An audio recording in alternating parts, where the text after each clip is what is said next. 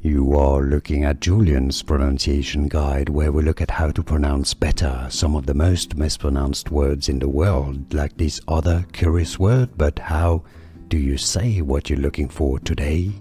Let's learn how to pronounce those two very interesting words. By the way, if you want to learn more names from astronomy, vocabulary, and planets and things, stay tuned. I've got more pronunciation videos you'll want to learn from. So let's go through perihelion. Helion is Greek etymologically for the sun.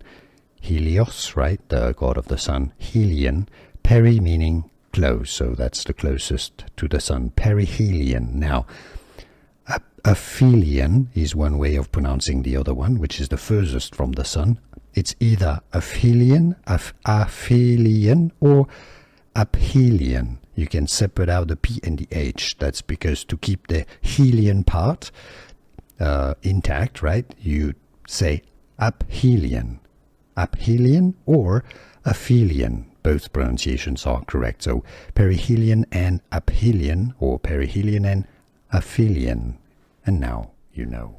Here are more videos on how to pronounce more confusing words and names too many mispronounced. Like this video if you found it useful. I appreciate your support. I'll see you soon and thanks for watching.